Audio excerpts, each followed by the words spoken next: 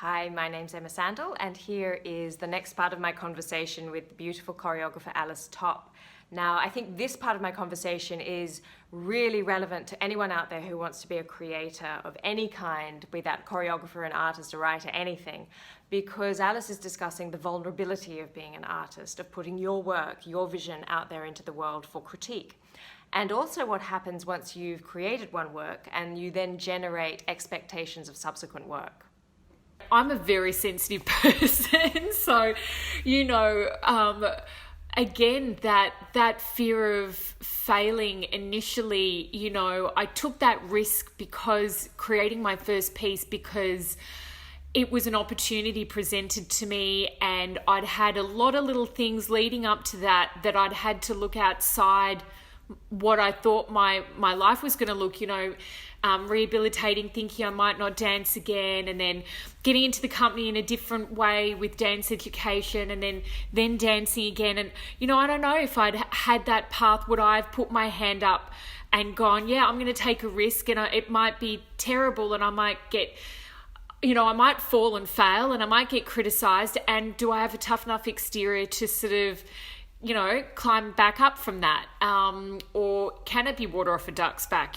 So I think a lot of those little things helped get me to the point of taking that risk, that initial risk. But also I felt supported and blanketed by the ballet company because I was working with friends. I had the support of other people who'd been in that position before. And it was a very, a wonderful platform that encouraged people to take a risk. So I felt very supported. I think after that, after I'd created a work and it was received well, was when I put more pressure on myself, because there was a level of expectation. People expected something because they'd seen my previous work, and the more you do that, the more you get comfortable with being uncomfortable, I think, in that way. And there's an element of going, well, actually,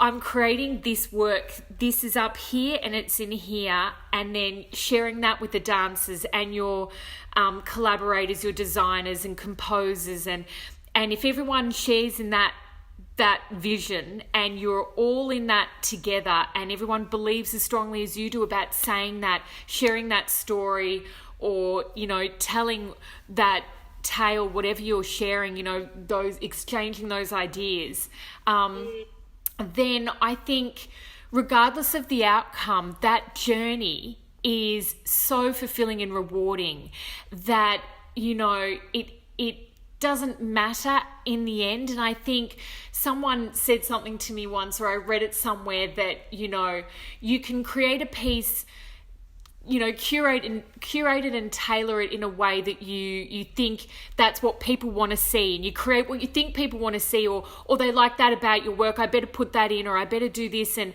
you can sort of try and create a work outside of yourself that based on those expectations and demands, and it gets criticized anyway, and you're not happy, they're not happy, no one's won. If you've done exactly what you did last time, that recipe, and it worked, you might get, oh, I've seen it before, I saw that last time. If you do something completely different, it might be, I like what you did last time better. There's an element of that. So what I learned was I really had to stick strong and true to my visions for it. And if we all believed in that and it was a collaboration and everyone else, then it doesn't really matter, because if they don't like it, at least we've won, because we've made the art that we wanted to. And I think that's the truest, form for me to keep strong to. I think that's something that is a guiding light throughout my process when I'm, cross-examining, does this work with that? And does that work? Keeps coming back to what you're trying to say and communicate to people and invite them on that journey. Right. Yeah.